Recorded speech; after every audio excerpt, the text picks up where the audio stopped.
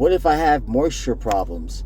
Well, if you've got moisture problems, then you need to mitigate against that. You need a special coating before anything else to block the moisture from coming up.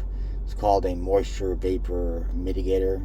Typically, they've got epoxies that are best at doing this. So you put that down first, and then you put your system on top of it. They do actually have epoxies that are moisture vapor mitigators that have greater elongation flexibility than typical epoxies, and that's what we use when we have a concrete slab that doesn't have a moisture vapor barrier, which means it was built pre-1970-ish, 75-ish. Around that time, they put into code tarps below the concrete slab to help prevent against this. But that's not like a guarantee against it. I mean, just because you've got a tarp doesn't mean that it didn't tear, it didn't break. I mean, you're pouring thousands of pounds of rocks and concrete on top of it with guys walking on it with boots, so they're not perfect.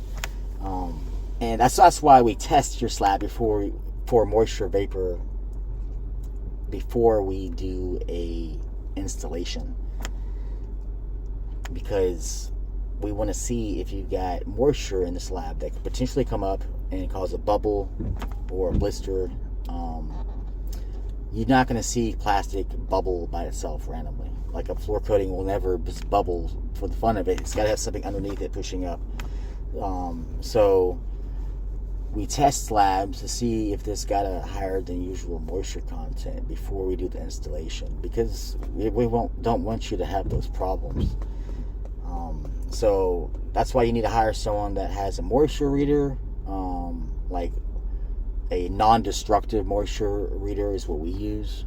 They do have destructive moisture readers where they go into the concrete, drill a hole, and then they put stuff in it and they measure it, and they got calcium chloride tests and Citru probe tests. I don't like the idea of it's up. We're doing garage floors. We're not doing like, big warehouse floors where it's like millions of dollars. I can do a calcium chloride test, but they're expensive. I need like almost $1,000 to have a third party come out and do that test. And people are like, that's like having. Sometimes the doctor's like, I need to go into your heart and to really see what the problem is. Like, well, do we have to be so evasive? Are there other things we can do? So they've got non-destructive moisture readers. They've got the ones with probes, 2 tongs. Those aren't very good. They've got one that sends without the tongs, contactless. It's basically just a reader you place down like a cell phone, and it's better because it sends electrical signal through, and then based on the resistance it knows the moisture content. You could the calcium chloride test check for pounds of pressure. So there's different, but the best, so if you're going to do I might be giving you too much detail, but I just, I hate not giving as much as I could for the people who are interested in knowing. So the best reader for contactless moisture testing is going to be something called a Tramex CMEX5. That's the industry standard for contactless. It's about $900.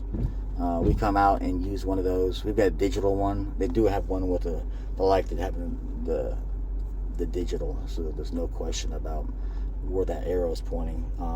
So anyways, we do our due diligence.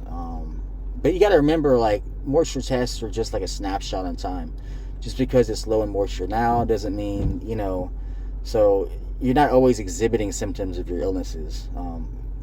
Concrete is dynamic. It's got moisture coming into it all the time because after it rains, it sucks it up. And then so it's emitting water, moisture, as it's getting it. So it's always different levels.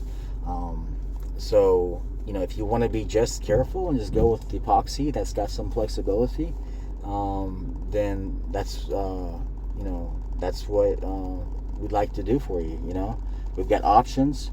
Go to HoustonGarageFloors.com. Check out the color chip blends. You want to match the house. That's the most important thing. Now, whether it's from the outside or the inside, that's sometimes, you know, I prefer the outside, but you know, it's a decision you got to make. We can't tell you what color to pick.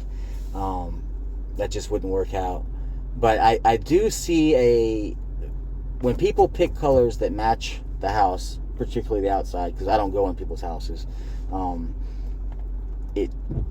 people match the house, it looks great. It looks like it was like made for it. When people pick, generally speaking, when people pick colors that don't really match just because they like that color, generally when they come out to see the floor at the end, I see a look of disappointment in their eye.